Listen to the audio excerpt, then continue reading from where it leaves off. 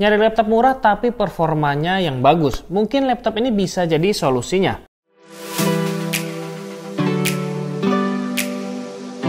Oke, kenalin, ini adalah laptop Lenovo IdeaPad Slim 1. Pertama-tama saya mulai dari harganya. Laptop ini tuh dibanderol di harga Rp5.649.000 aja saat video ini dibuat. Harga yang menarik untuk apa yang akan kita dapatkan nanti.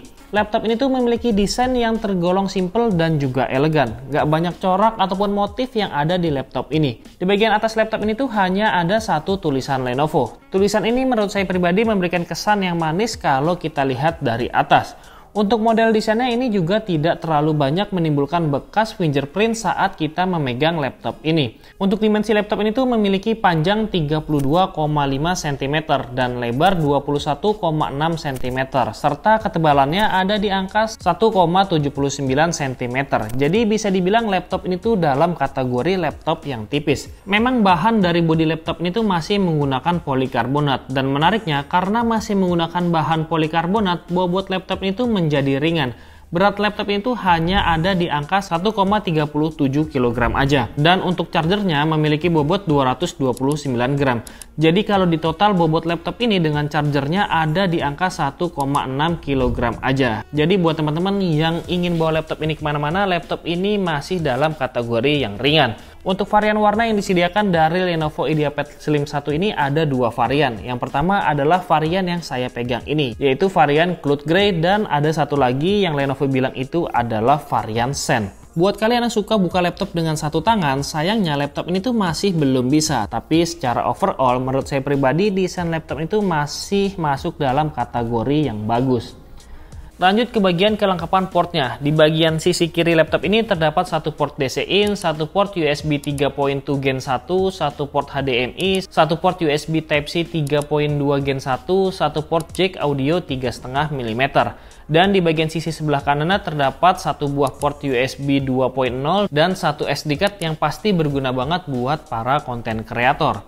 Sekarang lanjut ke bagian keyboardnya. Keyboard laptop ini tuh memiliki warna yang berbeda dengan casingnya. Jadi menimbulkan warna yang kontras saat kita melihat keyboard dari laptop ini. Bentuk keyboard laptop ini tuh tetap mempertahankan ciri khas dari Lenovo, di mana di bagian bawahnya tuh berbentuk melengkung. Selain itu, tata letak keyboard laptop ini tuh menurut saya pribadi pas ya. Jadi feel buat ngetik di laptop itu terasa nyaman. Dan yang saya suka lagi, tombol power laptop ini tuh dibuat secara terpisah, tidak menyatu dengan tombol keyboard utama. Jadi buat orang yang sering salah pencet nggak akan takut lagi malah jadi salah pencet tombol powernya. Sayangnya keyboard ini tuh masih belum dilengkapi dengan fitur backlight. Jadi buat kalian yang suka kerja di malam hari dan minim cahaya, mungkin kalian akan sedikit terganggu.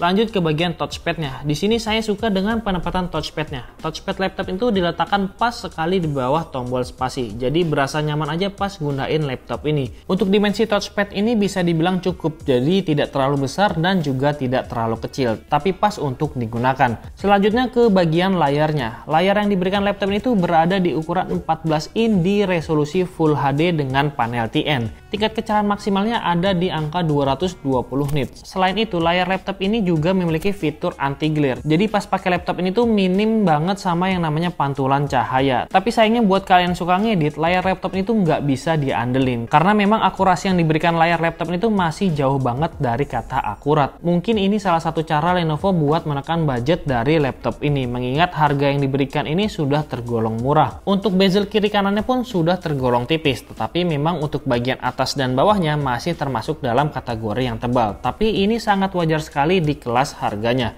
Di bagian atasnya juga disematkan webcam di resolusi 720p 30 fps, dilengkapi dengan privacy shutter secara fisik. Jadi buat kalian yang takut diintip dengan hacker, laptop ini tuh aman. Untuk penempatan mikrofon laptop ini tuh berada di sisi kiri dan sisi kanan dari webcam ini. Dan berikut ini adalah hasil pengetesan dengan menggunakan kamera webcam dari Lenovo IdeaPad Slim 1. Hasilnya adalah seperti ini. Dan untuk audionya pun ini saya gunakan langsung dari laptop ini juga. Kalian bisa nilai sendiri untuk kualitas webcam dari laptop ini.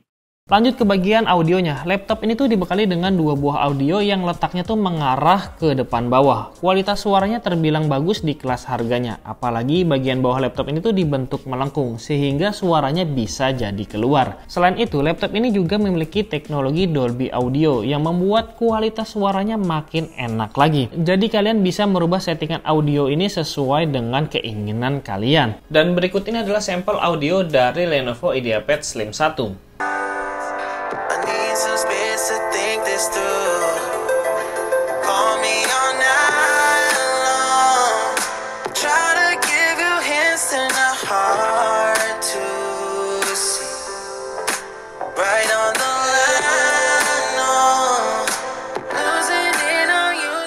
Oke, setelah kita bahas bagian luarnya, sekarang kita masuk ke dalam jeroan laptop ini. IdeaPad Slim 1 ini dibekali dengan prosesor AMD Ryzen 3 7320U dengan kode name Mendocino.